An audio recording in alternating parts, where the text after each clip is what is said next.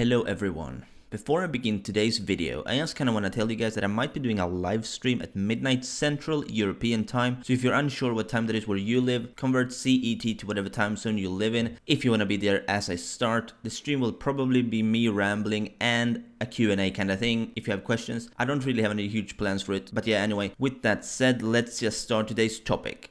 Acnologia's mercy. So throughout chapter 523 and 524, we saw Acnologia drop down next to Urza and Wendy and simply walk past them, despite the fact that Wendy is a dragon slayer. This originally shocked me, but then we find out that he of course walks up to Eileen, who is the reason Acnologia is what is, a dragon slayer as well. But that doesn't really change the fact that his goal is to kill all dragons as well as all other dragon slayers, and he has one small, fragile girl within his grasp, which is Wendy. So why hasn't he even looked at her yet? I mean, Wendy looked fucking terrified at that moment Acnologia walked past them, and who could blame her? Even though Urza can't pinpoint what magic power that actually is, as she said something like she sensed that power somewhere before, it kinda gives me the feeling that she knows the power but she can't quite place it. Wendy on the other hand is a dragon slayer after all, and her sense of smell is pretty good, meaning that although the magic power may be easily recognized by anyone who's sensed it before, a dragon slayer like herself would be able to tell exactly who's in front of her simply by fitting the pieces together. Wendy has encountered Acnologia twice before, both on Acnologia and the Tartarus Arc. No doubt you get a good smell of him both of those times, so her being terrified is, as I said, nothing strange. I mean, she probably knows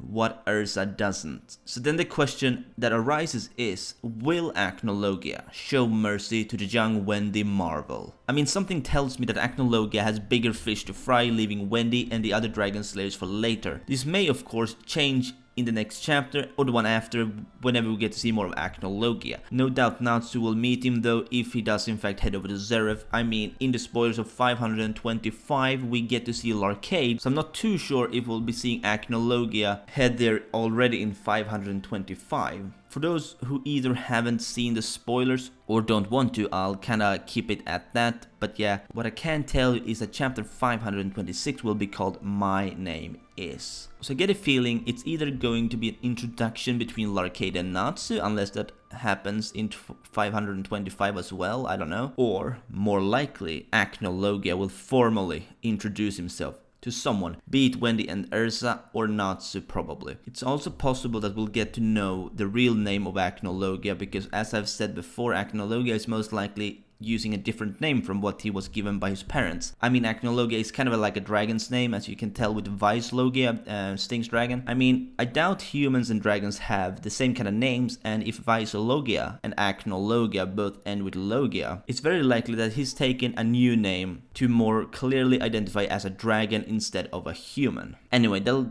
kind of wrap up today's video on Acnologia sparing Wendy's life for whatever reason. Let me know what you guys think down below. Will Acnologia ignore Wendy, or is she next? And as always, if you did, please like this video if you enjoyed and subscribe if you're new to my channel. See ya soon.